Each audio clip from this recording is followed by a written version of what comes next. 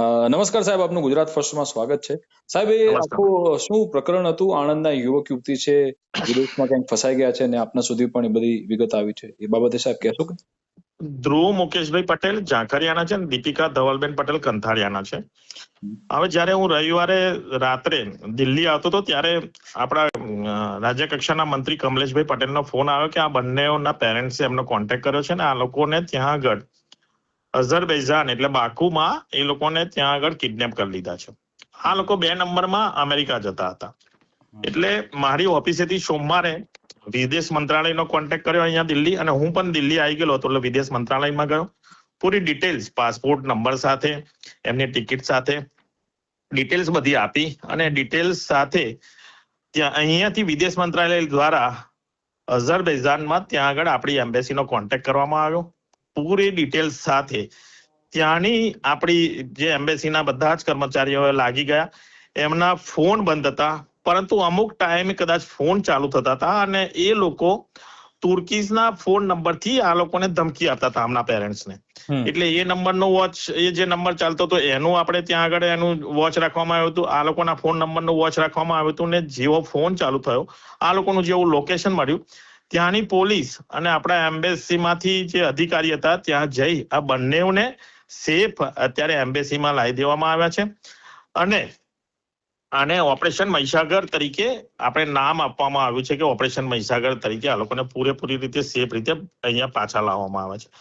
આ જે પીડિત પરિવારો હતા એમને ખરેખર એટલા બધા ગભરાઈ ગયેલા હતા. મારી ઓફિસે લગભગ એ લોકો 12 કલાક જેવું બેસી રહ્યા. મારી ઓફિસમાંથી હર્ષ કરીને મારો પીએસ છે એ, અને આખી ઓફિસ, મારી બેક ઓફિસ ટોટલી આની પાછળ, અને વિદેશ મંત્રાલયમાં હું કોન્ટેક્ટ કરતો હતો, ત્યાંની એમ્બેસીમાં કોન્ટેક્ટ કરતા હતા. અને બધી ડિટેલ્સ જેટલી પણ ત્યાંથી ફોન એમના પેરેન્ટ્સ પર ગંભીર ફોન આવતા હતા કે એમને ધમકાવતા હતા, એની ડિટેલ્સ પણ આપણી ડીએસપી આણંદ ઓફિસે મેં પહોંચાડી હતી. એમના પેરેન્ટ્સને બી ડીએસપી ને મળવા મોકલ્યા હતા, ત્યાં એફઆઈઆર પણ કરાવડાવી છે. આમાં એક મુંબઈના પણ કોઈ ટ્રાવેલ એજન્ટ સંડોવાયેલા છે કે એમનું પણ નામ ને બધું આપણે આપી દીધેલું છે કે ભાઈ આ સંડોવાયેલા છે, એમના નંબર પણ આપી દીધેલા છે. એટલે એનાથી પોલીસ પણ સતર્ક થઈ ગયેલી છે.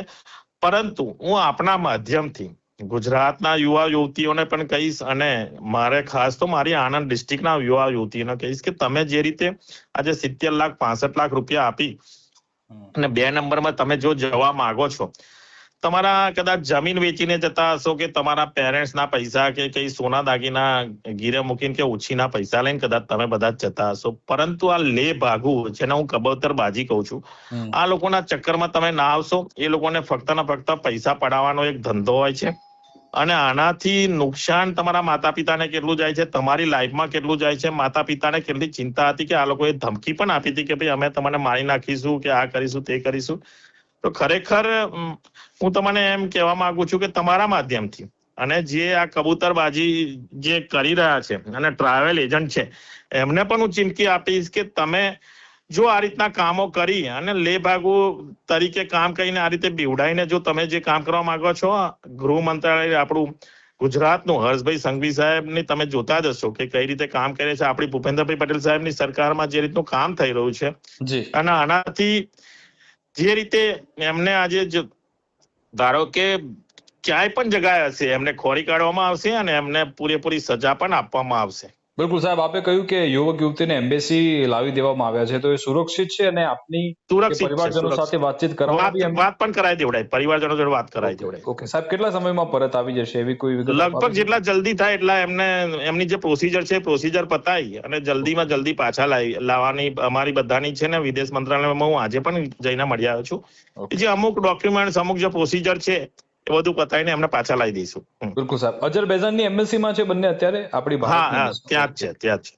બિલકુલ. Thank you so much sir, આપનો સમય ફાળવવા બદલ, અને આપે પણ જે કામગીરી કરી તે બદલ આપને પણ ખૂબ અભિનંદન. Thank you sir, thank you.